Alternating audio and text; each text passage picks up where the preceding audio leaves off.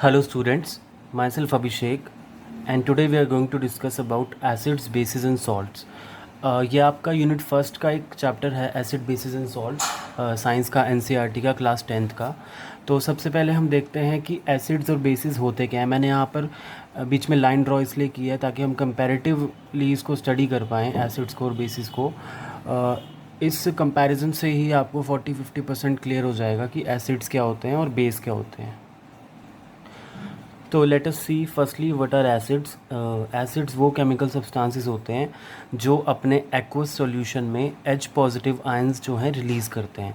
अब aqueous solution क्या होता है?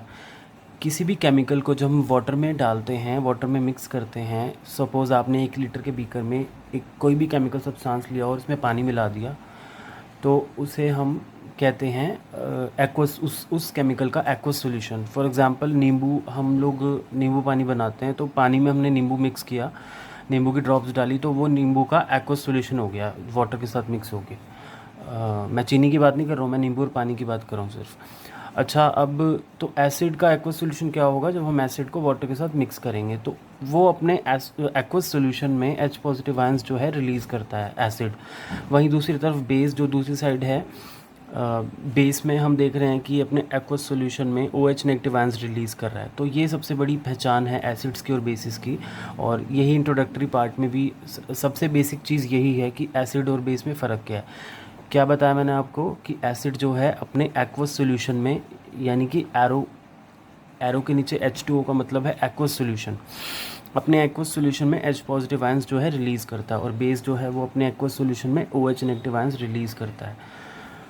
अब इनके एग्जांपल्स देखते हैं। सबसे पहले एसिड के H2SO4, HCl, HNO3।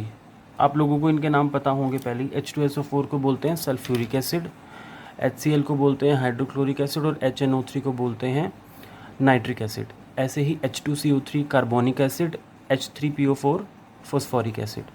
तो अभी हम हमारे यहाँ इस यूनिट 1 में जो आपका है, जिसमें ये आपका चैप्टर है एसिड्स, बेस एंड सॉल्ट्स का, इसमें हमारा सिर्फ मिनरल एसिड्स का काम है पढ़ने का। आपके जो ये नीचे के 2 एसिड्स हैं, कार्बोनिक और फॉस्फोरिक एसिड, ये जो हैं ऑर्गेनिक एसिड्स हैं, और ये ऑर्गेनिक एसिड्स आपके कार्बन एनिड्स कंपाउंड वाले चैप्टर में ब्रीफली दिए हुए हैं बाद में।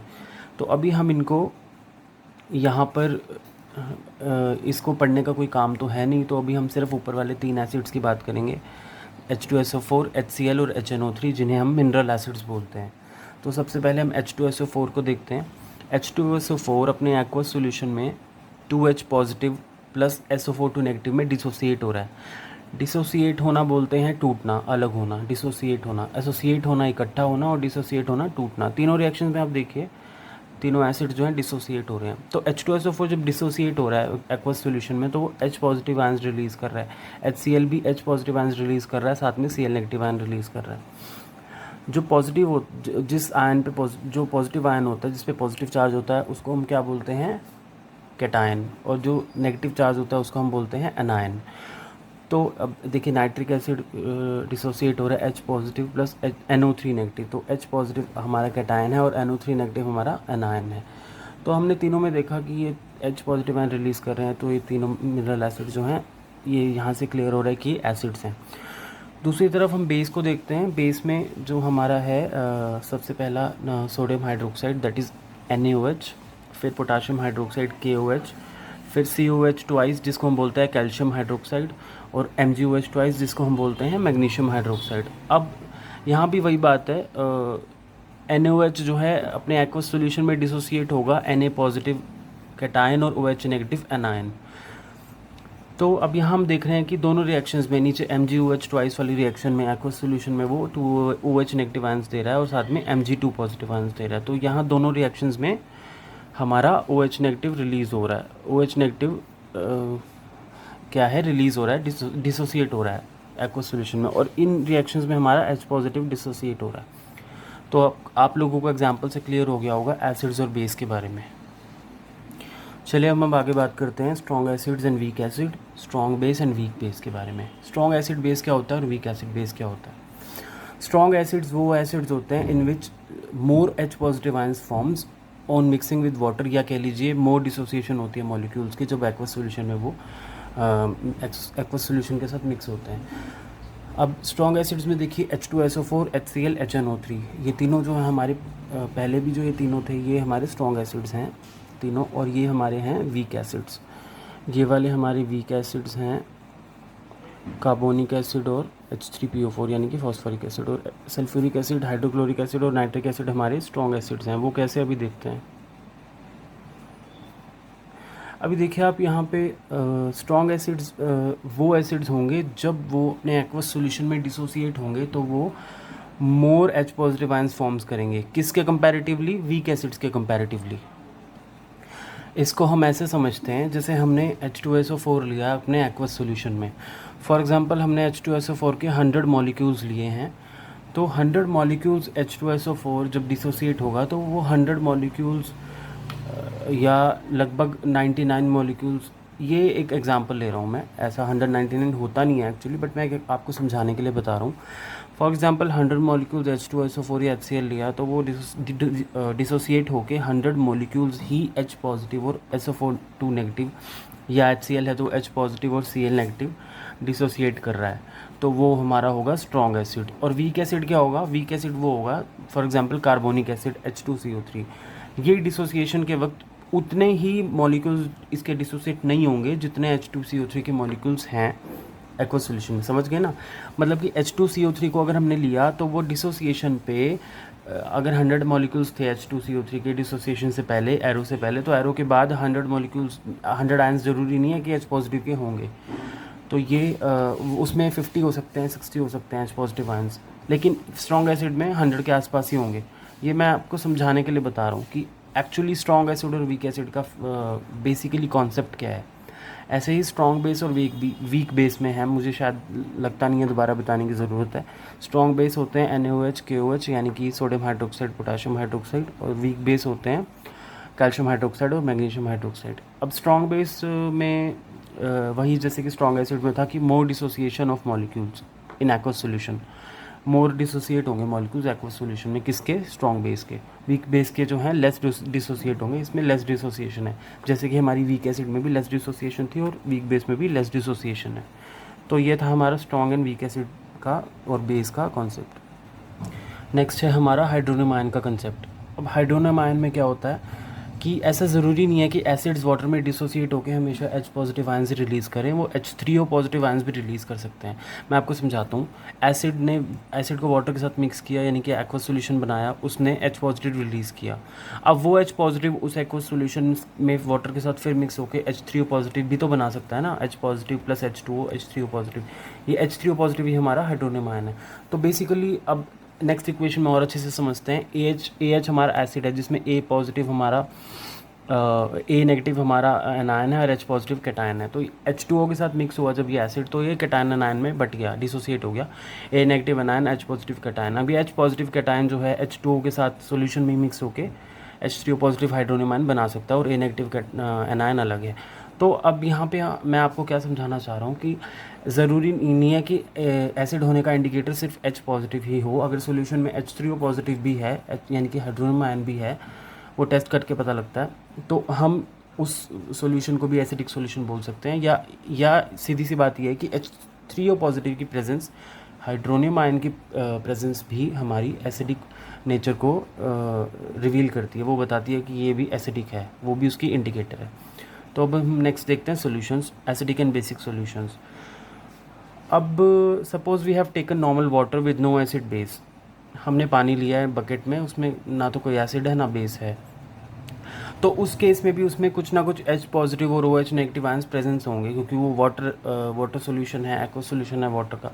तो उसमें उस केस में भी उसके नेचुरली कुछ ना कुछ H पॉजिटिव और OH नेगेटिव भले ही 1-2 आयंस मौजूद हों वो होंगे। लेकिन अब इस केस में क्या होगा कि कोई नॉर्मल वाटर है, नॉर्मल वाटर को हम न्यूट्रल वाटर मानते हैं, न्यूट्रल मानते हैं, ना वो एसिडिक होता ना बेसिक होता, वाटर जो होता है वो न्यूट्रल होता है। तो न्यूट्रल कंडीशन में H पॉजिटिव आयंस और OH नेगेटिव आयंस प्रेजेंस होंगे, लेकिन वो एक दूसरे को बैलेंस करके रखेंगे, काउंटर बैलेंस करके रखेंगे। मतलब कि फॉर एग्जांपल के तौर पे अगर 10 H पॉजिटिव हैं वाटर सॉल्यूशन में, तो 10 ही OH नेगेटिव होंगे, जिससे कि वो न्यूट्रल रहेगा, क्योंकि वाटर हमेशा न्यूट्रल रहता है।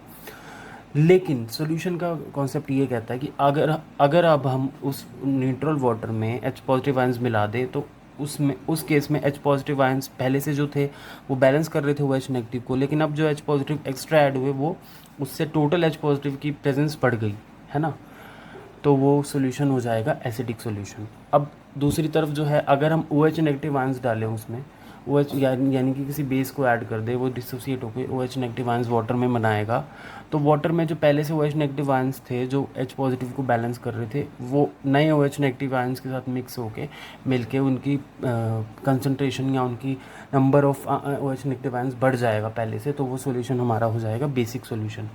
ये मैंने आपको पूरी जो है पूरा कॉन्सेप्ट जो है ओरली बताया। अब यही इसमें लिखा हुआ है, यही इसमें मैंने लिखा हुआ है कि suppose we have taken normal water with no acid base. In that case some H positive and OH negative are present due to dissociation of water, ठीक है, but when H positive and OH negative are equally present then the aqueous solution is termed as neutral solution जैसे कि water, but when we will add acid into solution H positive ions increases due to dissociation and hence it is called acidic solution.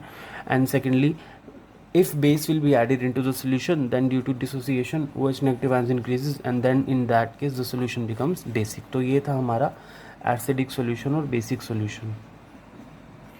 Next है हमारा acid और base का physical difference. अब physical difference क्या होगा, सबसे पहले ले लेते हैं टेस्ट को। एसिड का टेस्ट होता है सॉर, सॉर यानी कि खट्टा, और बेस का टेस्ट होता है बिटर, बिटर यानी कि कड़वा। फॉर एग्जांपल एसिड्स के केस में लेमन नींबू, विनेगर यानी कि सिरका, टैमरिंड यानी कि इमली, ये तीनों सॉर टेस्ट करते हैं। क्यों? क्योंकि इन तीनों में कोई ना कोई एसिड प्रेजेंस है, जैसे कि एसिड प्रेजेंट है, जैसे कि लेमन में या नींबू में सिट्रिक एसिड होता है, विनेगर में एसिटिक एसिड होता है और टैमरिंड यानी कि इमली में टारटारिक एसिड होता है। दूसरी तरफ बेस के एग्जांपल देखते हैं, बेकिंग सोडा। बेकिंग सोडा हमेशा बिटर टेस्ट करता है, आप घर में होगा आपका मीठा सोडा भी बोलते हैं जिसको, उसको टेस्ट करके देखिएगा वो हमेशा बिटर टेस्ट करेगा। या सोप, सोप यानी कि साबुन बिटर टेस्ट करता है। या तीसरा स्लेकेट लाइम, स्लेकेट लाइम होता है जो पान वाले के पास चूना होता है, पान वाले के पास चूना आपने देखा होगा, वो भी हमारा जो है बिटर टेस्ट करता है। तो ये था हमारा फिजिकल डिफरेंस एसिड का, तो ये हमारा फिजिकल डिफरेंस था एसिड का और बेस का। So next is concentrated and dilute acids and concentrated and dilute bases. Concentrated, concentrated word आया कंसनट्रेशन से। कंसनट्रेशन मतलब कितनी मात्रा में है। कंसनट्रेटेड एसिड या कंसनट्रेटेड बेस होता है जो प्योर एसिड हो या प्योर बेस हो, जैसे कि लेबोरेटरी में जो हमारा H2SO4 होता है। और इसकी डेफिनेशन देखें तो कंसनट्रेटेड एसिड होता है is that acid either in pure form, या तो प्योर फॉर्म में हो, और हैविंग वेरी हाई कंसनट्रेशन 98% और 99% बाय वेट। 98% बाय वेट का मतलब होता है कि 100 ग्राम में 100 ग्राम सोल्यूशन में 98 ग्राम H2SO4 है। तो लेबोरेटरी में मोस्टली हमारी H2SO4 की कंसनट्रेशन 98% बाय वेट ही होती है। और डाइल्यूटेड होता है कि जो प्योर फॉर्म में ना हो, जिसमें एसिड या बेस के वेट से ज़्यादा या एसिड या बेस की वॉल्यूम से ज़्यादा वाटर का वेट या वाटर की वॉल्यूम है। फॉर एग्जांपल हमारा 100 ml जो है सॉल्यूशन है एसिडिक, उसमें हमारा 50 से ज़्यादा यानी कि 51 ml वाटर हो गया और 49 ml हमारा एसिड हो गया, तो वो डाइल्यूटेड माना जाएगा। उससे ऊपर की सारी लिमिट्स डाइल्यूटेड मानी जाएंगी। फॉर एग्जांपल हमारा 100 ml एसिड वाटर सॉल्यूशन में, एसिडिक सॉल्यूशन में 80 ml हमारा वाटर है, 20 ml एसिड है, तो वो भी डाइल्यूट माना जाएगा। ऐसे ही बेस स्ट्रॉन्ग यानी कि कंसनट्रेटेड बेस होगा जो हमारा प्योर फॉर्म में होगा 98 या फिर 98% बाय वेट और 99% बाय वेट होगा। और डाइल्यूट बेस हमारा क्या होगा, वो होगा जिसके एक्वस सोल्यूशन में, फॉर एग्जांपल बेसिक सोल्यूशन है कोई हमारे पास किसी बेस का, NaOH का हमारे पास बेसिक सोल्यूशन है, तो वो डाइल्यूट बेस कब होगा, जब उस सॉल्यूशन में बेस की मात्रा वाटर से कम होगी। फॉर एग्जांपल 100 ml सॉल्यूशन में हमारा 80 ml या 70 ml या 90 ml तो वाटर ही है, बाकी का बचा हुआ बेस है, तो वो डाइल्यूट बेस होगा। बेसिकली कंसनट्रेटेड एसिड और कंसनट्रेटेड बेस होता है प्योर फॉर्म में या भी बहुत ज़्यादा हाई कंसनट्रेशन हो, और डाइल्यूट बेस क्या होता है लो कंसनट्रेशन में, या डाइल्यूट एसिड भी होता है लो कंसनट्रेशन होती है एसिड के सॉल्यूशन में।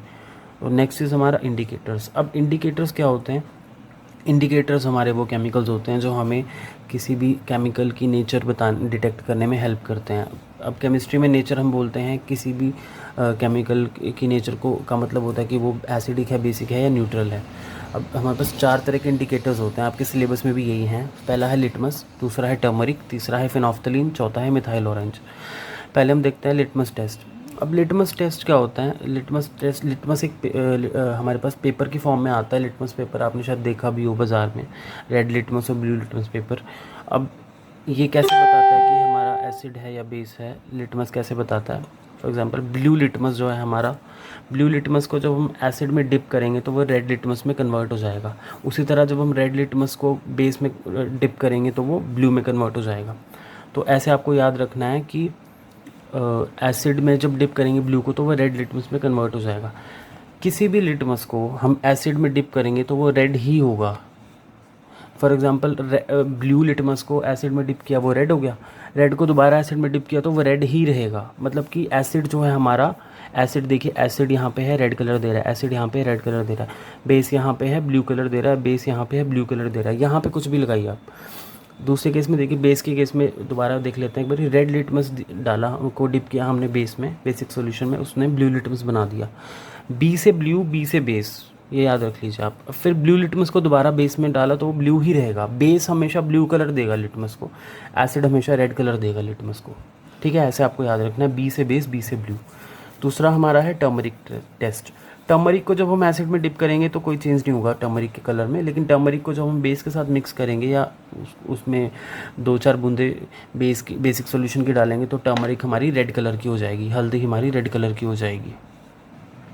नेक्स्ट टेस्ट है हमारा फिनोफ्थलीन टेस्ट। अब फिनोफ्थलीन टेस्ट, फिनोफ्थलीन एक ट्रांसपेरेंट लिक्विड होता है वाटर की तरह।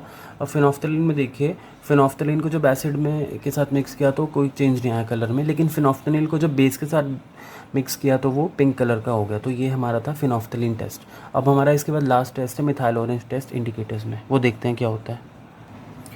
इसके बाद है हमारा फोर्थ मिथाइल ऑरेंज, जैसे कि हमने अभी डिस्कस किया था। मिथाइल ऑरेंज इंडिकेटर में के टेस्ट में हम जब मिथाइल ऑरेंज को एसिड के साथ मिक्स करते हैं तो वो रेड कलर का हो जाता है, और जब हम मिथाइल ऑरेंज को बेस के साथ मिक्स करते हैं तो वो येलो कलर का हो जाता है। तो ये हमारा पूरा मिथाइल ऑरेंज इंडिकेटर था।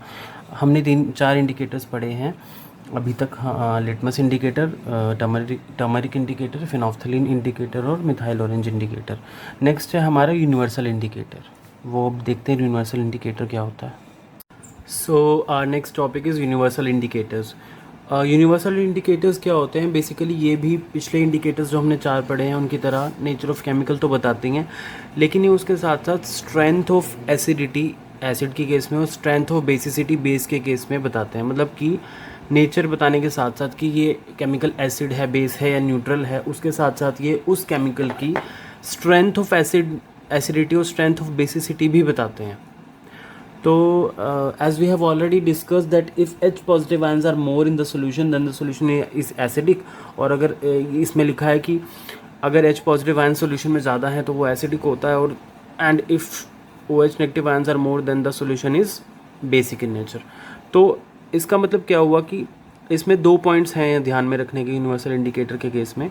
एक तो ये जो है बताता है हमें नेचर केमिकल की, दूसरे जैसे कि मैंने अभी बताया था, और दूसरा बताता है स्ट्रेंथ ऑफ एसिडिटी और बेसिसिटी। तो इसका एग्जांपल है पीएच पेपर। पीएच पेपर हमारा यूनिवर्सल इंडिकेटर है, जिसमें पीएच में पी स्टैंड करता है पोटेंस के लिए, एच स्टैंड करता है एच पॉजिटिव आयंस के लिए। पोटेंस जर्मन में पोटेंशियल को बोलते हैं। सो बेसिकली पीएच का मतलब है potential of H positive ions in the solution. तो अब हम देखते हैं पीएच स्केल क्या होता है। अब हमारा पीएच पेपर में जो यूनिवर्सल इंडिकेटर है उसमें सबसे पहले पीएच स्केल देखते हैं हम क्या होता है। पीएच स्केल आप देख रहे होंगे 1 2 3 4 5 6 7 8 9 10 11 12 13 14 तक जा रहा है। 7 जो है, 7 के नीचे मैंने जी लिखा हुआ है रेड कलर से। जी का मतलब होता है ग्रीन। ये जो आपको ROYGBIV दिख रहा है रेड कलर में, अगर इसको उल्टा पढ़े तो ये बनेगा VIBGYOR, विबग्योर। विबग्योर पता ही है सभी को क्या होता है, हमारा जो रेनबो कलर होते हैं, इंद्रधनुष जो दिखता है आसमान में, विबग्योर। इसकी एब्रीवेशन देखें तो होगी विबग्योर में V violet, I indigo, B blue, G से ग्रीन, Y से येलो, O से ऑरेंज और R से रेड। तो विबग्योर में हमने हाँ पीएच स्केल को बांटा हुआ है हमने इसमें। जैसे कि अगर 7 pH होगी तो वो ग्रीन शो करेगा, या उल्टा देखें अगर वो पेपर ग्रीन शो करेगा, किसी सॉल्यूशन में डिप करेंगे पेपर को, अगर वो ग्रीन शो कर रहा है तो उसकी pH क्या होगी 7, और वो क्या होगा न्यूट्रल। 7 पे हमने न्यूट्रल माना है। 7 से लेफ्ट हैंड साइड पे 1 तक हमारा एसिडिक है और 7 से राइट हैंड साइड पे 7 to 14 हमारा बेसिक है। तो आप समझ गए होंगे 1 to 7 जो सॉल्यूशन की pH होगी वो होगा एसिडिक सॉल्यूशन, और अगर pH 7 to 14 है तो वो होगा बेसिक सॉल्यूशन, और अगर pH 7 है तो वो होगा न्यूट्रल।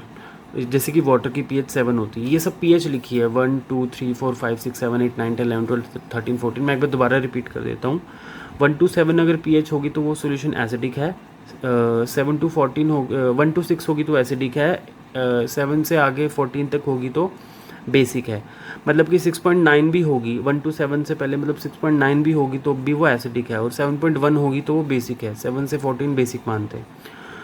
तो अब हमें क्या देखना है, जैसे कि अगर हमारी pH 1 से 2 के बीच है तो हमारा माना जाएगा रेड कलर है हमारा, तो हमारी pH मानी जाएगी 1 या 2।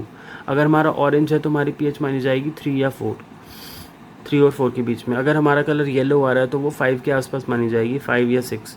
अगर हमारा कलर ग्रीन आ रहा है तो वो 7 के आसपास मानी जाएगी। अगर हमारा कलर ब्लू आ रहा है तो वो 9 के आसपास मानी जाएगी। वो 8 से 9 से 10 तक वेरी कर सकती है। अगर हमारा कलर इंडिगो आएगा तो 10 to 12 के आसपास वो वेरी करेगी, और अगर हमारा कलर वॉयलेट आएगा तो वो 12 to 14 के आसपास वेरी करेगी। 13 14 हो सकती है। दोबारा देखते हैं, अगर वॉयलेट कलर आता है तो pH 13 14 हो सकती है। इंडिगो कलर आता है तो pH 11 12 के बीच। ऑरेंज आता है तो 9 10 के बीच। ग्रीन आता है तो 7 के आसपास, थोड़ा आगे पीछे भी हो सकती है। ग्रीनिश येलो आता है, येलो है ना ये, ग्रीनिश येलो आता है तो हमारी 6 7 के बीच होगी। येलो आता है तो हमारी होगी 4 to 6। ऑरेंज आता है तो 3 4 के आसपास। रेड आता है तो 1 और 2 के आसपास pH होगी। तो ऐसे हमारा pH पेपर काम करता है। अब आई होप आप समझ गए होंगे। इसमें ये लिखा है मैंने कि for example if colour is red orange yellow then the solution is acidic, and so the pH is between 1 to 6, will be between 1, or if color is blue indigo or violet then the solution is basic and its pH will become 8 to 14. If the color of the pH paper turns to green then it means the pH is 7 and the solution is neutral, as I told you earlier. हमारा next topic है salts. अब हमें neutralisation reaction से पता है salts के बारे में थोड़ा बहुत। न्यूट्रलाइजेशन रिएक्शन आपकी केमिकल रिएक्शन वाले पार्ट में पहले आ चुकी हैं, या आगे आती होंगी, मुझे लगता है आ चुकी होंगी अभी तक। तो न्यूट्रलाइजेशन रिएक्शन क्या बोलती है, एसिड प्लस बेस जो हम मिलके है जो सॉल्ट बनाता है और साथ में वाटर बनाता है, एसिड और बेस मिलके रिएक्ट करके। तो we know from the neutralisation reaction that salt can be obtain from acid and base. अच्छा, अब ये जो सॉल्ट बना एसिड और बेस को मिलाने से, तो अब हमें देखना है इसकी नेचर क्या होती है, ये एसिडिक होता है या बेसिक होता है। अब सॉल्ट तो आपको पता ही है एसिड और बेस को मिलाने से। अच्छा, अब देखते हैं first, in case of strong acid और वीक बेस हमें मिलेगा एसिडिक सॉल्ट। अच्छा, अब हम ये देख रहे हैं कि हमें एसिडिक सॉल्ट कब मिलेगा, बेसिक सॉल्ट कब मिलेगा। स्ट्रॉन्ग एसिड और वीक बेस के केस में हमें क्या मिलेगा, एसिडिक सॉल्ट, जैसे कि HCl और CaOH ट्वाइस के केस में। HCl hydrochloric acid plus calcium hydroxide के केस में हमें क्या मिलेगा, CaCl2, calcium chloride plus water, यानी कि कैल्शियम क्लोराइड क्या है हमारा, स्ट्रॉन्ग ये एसिडिक सॉल्ट है। ठीक है। अब दूसरा केस है हमारा स्ट्रॉन्ग बेस और वीक एसिड। स्ट्रॉन्ग बेस और वीक एसिड के केस में हमें क्या मिलेगा, बेसिक सॉल्ट मिलेगा। जैसे कि स्ट्रॉन्ग बेस क्या होता है हमारा NaOH, और वीक एसिड जैसे कि आपका ये H3PO4 या H2CO3, कार्बोनिक एसिड और फॉस्फोरिक एसिड। तो कार्बोनिक एसिड और स्ट्रॉन्ग बेस NaOH के केस में हमें क्या मिलेगा, बेसिक सॉल्ट। और तीसरा केस है हमारा in case of strong acid and strong base. Strong acid और स्ट्रॉन्ग बेस के केस में हमें क्या मिलेगा, एक न्यूट्रल सॉल्ट मिलेगा। तीनों की रिएक्शंस देखिए आप। फर्स्ट में देखिए strong acid plus weak base give rise to acidic salt plus water. Second में strong base plus weak acid क्या देगा, बेसिक सॉल्ट प्लस वाटर। और तीसरा हमारा स्ट्रॉन्ग एसिड और स्ट्रॉन्ग बेस हमें देगा न्यूट्रल सॉल्ट प्लस वाटर। तो इसके एग्जांपल्स देख लेते हैं अभी हम। जैसे कि हमारा फर्स्ट केस का एग्जांपल है जिसमें हमारा स्ट्रॉन्ग एसिड और वीक बेस था HCl प्लस MgOH ट्वाइस, यानी कि hydrochloric acid plus magnesium hydroxide. ये हमें देगा MgCl2, ये होगा एसिडिक सॉल्ट प्लस साथ में वाटर। दूसरा हमारा वीक एसिड और स्ट्रॉन्ग बेस के केस में H2CO3 प्लस NaOH क्या देगा हमें, Na2CO3 यानी कि बेसिक सॉल्ट प्लस साथ में वाटर। और थर्ड एग्जांपल है हमारा न्यूट्रल सॉल्ट का, जो कि स्ट्रॉन्ग एसिड और स्ट्रॉन्ग बेस से बनेगा, जैसे कि HCl प्लस NaOH क्या देगा, NaCl, ये हमारा न्यूट्रल सॉल्ट है प्लस साथ में वाटर। दूसरे केस में बी केस में H2SO4 स्ट्रॉन्ग एसिड है, KOH स्ट्रॉन्ग बेस है, ये हमें क्या देगा, K2SO4 जो कि एक न्यूट्रल सॉल्ट है प्लस साथ में वाटर। अब ये हमने पढ़ा सॉल्ट्स के बारे में, एसिडिक नेचर, बेसिक नेचर और न्यूट्रल सॉल्ट्स के बारे में। अगले आपका सिलेबस में है हमारा सॉल्ट NaCl, ये आपके सिलेबस में है, जो आपका रिवाइज्ड सिलेबस है इस बार। तो NaCl sodium chloride, Na positive और Cl नेगेटिव से बनता है, इसका कॉमन नेम है टेबल सॉल्ट। अब इलेक्ट्रोलिसिस ऑफ NaCl सॉल्ट या NaCl सॉल्यूशन की इलेक्ट्रोलिसिस पढ़ते हैं। अब हम क्या होता है इलेक्ट्रोलिसिस, क्या होता है, it is a process of passing electricity. अच्छा, इलेक्ट्रिसिटी पास करने का मकसद क्या है हमारा, क्यों हम इलेक्ट्रिसिटी पास कर रहे हैं NaCl सॉल्यूशन में, ताकि हम उसको जो है डिसोसिएट कर सकें, NaCl को हम डिसोसिएट कर सकें, इसलिए हम उसमें जो है इलेक्ट्रिसिटी पास करते हैं, ताकि Na अलग हो सके पॉजिटिव और Cl नेगेटिव अलग हो सके। NaCl सॉल्यूशन को हम ब्राइन सॉल्यूशन भी बोलते हैं। अच्छा, अब हेयर इस डायग्राम में हम देखते हैं, ये हमारी एनोड है, जिस पे पॉजिटिव चार्ज है, और ये हमारी कैथोड है जिस पे नेगेटिव चार्ज है, क्योंकि एनोड हमारी पॉजिटिव टर्मिनल ऑफ बैटरी से जुड़ी है और कैथोड हमारी नेगेटिव टर्मिनल ऑफ बैटरी से जुड़ी है। अब ये हमारा एक्वस सॉल्यूशन है NaCl का, ब्राइन सॉल्यूशन जिसको बोलते हैं।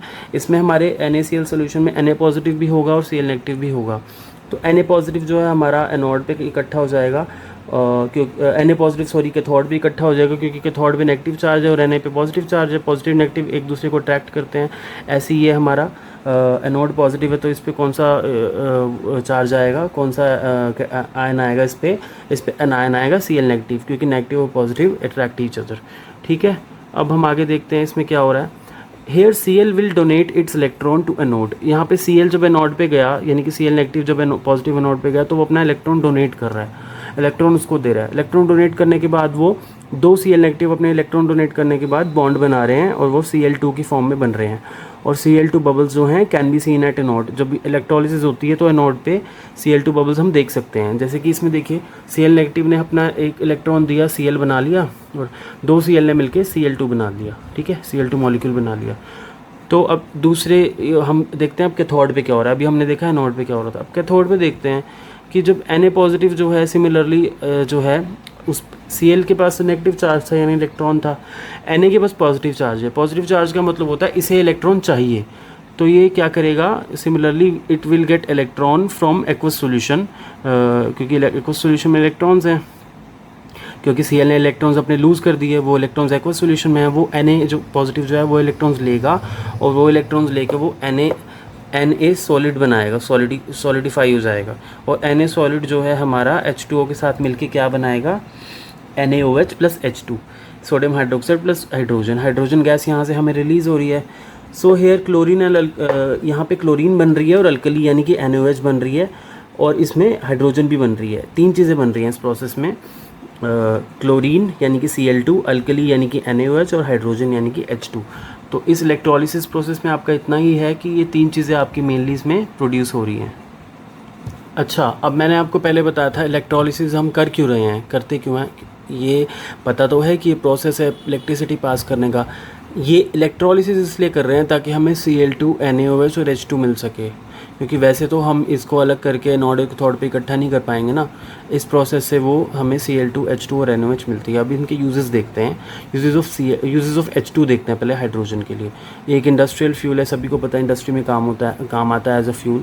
अच्छा, दूसरा ये important for the production of ammonia. Ammonia क्या होता है अपना NH3 की प्रोडक्शन में नाइट्रोजन और हाइड्रोजन यूज़ होते हैं। ठीक है, वहाँ पे यूज़ होता है अपना हाइड्रोजन। सेकेंडली आपका क्लोरीन का क्या यूज़ है, क्लोरीन का मेनली यूज़ होता है वाटर ट्रीटमेंट में, यानी कि पानी को साफ़ करने में। पहला है used in water treatment for killing germs in drinking water. दूसरा है हमारा क्लीनिंग ऑफ स्विमिंग पूल्स, और तीसरा यूज़ है इसका, it can be use in PVCs and CFCs. PVCs क्या होता है, पोलीविनाइल क्लोराइड। जो चेयर होती है प्लास्टिक की, जो प्लास्टिक के हमारे ऑब्जेक्ट्स होते हैं, अलग अलग इंस्ट्रूमेंट्स होते हैं, चीज़ें होती हैं, प्लास्टिक की एसेसरीज़ होती हैं, वो सब मेनली पोलीविनाइल क्लोराइड से बनी होती है, तो क्लोरीन का पीवीसी में यूज़ होता है। दूसरा क्लोरोफ्लोरोकार्बन, सीएफसीज। सीएफसीज जो है रेफ्रिजरेटर्स में डलते हैं, फ्रिज में डलते हैं, हमारे जो कूलेंट का काम करते हैं, रेफ्रिजरेंट्स का काम करते हैं। तो ये हमारे क्लोरोफ्लोरोकार्बन्स भी जो है उसमें भी हमारी क्लोरीन यूज़ होती है। अब नेक्स्ट हमारा है इसमें लास्ट जो है NaOH। अब NaOH का क्या यूज़ है, NaOH यूज़ होता है डीग्रीजिंग ऑफ मेटल्स की ग्रीस को डीग्रीस करने में, और ये सोप और डिटर्जेंट्स में यूज़ होता है, और हमारा यूज़ होता है। अब आपका NaCl के बाद नेक्स्ट सॉल्ट है आपके सिलेबस में ब्लीचिंग पाउडर। ब्लीचिंग पाउडर का केमिकल नेम होता है कैल्शियम ऑक्सीक्लोराइड, यानी कि CaOCl ट्वाइस। इसका केमिकल फार्मूला है Ca calcium, O oxygen, Cl chlorine, CaOCl twice, 2 chlorine है इसमें। इसका प्रिपरेशन प्रोसेस देख लेते हैं। प्रिपरेशन प्रोसेस में हमारा CaOH ट्वाइस यानी कि कैल्शियम हाइड्रोक्साइड को क्लोरीन के साथ रिएक्ट करवाया जाता है। उसमें हमारा CaOCl2 बनता है, प्लस साथ में वाटर बनता है। किसी भी सॉल्ट के साथ वाटर तो अक्सर बनता ही बनता है। अब हम इसके यूजेस देख लेते हैं। It is use for bleaching cotton, cotton को ब्लीच करने में काम आता है, and Lenin in textile industry. Textile industry जो हमारी पेपर इंडस्ट्री होती है, उसमें जो हम ब्लीच करते हैं कपड़ों को, उसमें यूज़ होता है। दूसरा फॉर ब्लीचिंग वॉश्ड क्लोथ्स, यानी कि जो हमारे कपड़े गंदे हो जाते हैं, स्टेन्स पड़ जाते हैं, उनको स्टेन्स को ब्लीच करने में भी काम आता है। It is a good oxidising agent and can be use in chemical industries. ये गुड ऑक्सीडाइजिंग एजेंट होता है। और फोर्थ हमारा है, it is use to kill germs and make water free from them, यानी कि जो आपने पहले भी पढ़ा था, क्लोरीन का काम होता है वाटर ट्रीटमेंट में, और ये ब्लीचिंग पाउडर भी हमारा जर्म्स को मारने के काम आता है, और वाटर को जो है सेकेंडरी ट्रीटमेंट देने के काम आता है। अब हमारा नेक्स्ट है आपके पास, नेक्स्ट हमारा सॉल्ट है बेकिंग सोडा, और बेकिंग सोडा के साथ है हमारा वॉशिंग सोडा। सबसे पहले हम बेकिंग सोडा देख लेते हैं क्या होता है। बेकिंग सोडा का फॉर्मूला होता है NaHCO3, और इसका केमिकल नेम होता है सोडियम बाइकार्बोनेट। इसकी प्रिपरेशन देख लेते हैं। NaCl salt plus H2O plus CO2 plus NH3। NaCl पता है sodium chloride, H2 water, CO2 carbon dioxide और NH3 अमोनिया। इन सबको जब हम रिएक्ट कराते हैं एक दूसरे के साथ तो बनता है NH4Cl यानी कि अमोनियम क्लोराइड प्लस NaHCO3 यानी कि सोडियम बाइकार्बोनेट। इसके यूजेस क्या क्या होते हैं, can be use to prepare baking powder, जो हम घरों में यूज़ करते हैं बेकिंग पाउडर। जिससे बेकिंग पाउडर का यूज़ खाने में होता है कि वो खाने को प्लफी बना देता है। सेकंड है, can be used as an antacid as it is used in mild basic salt.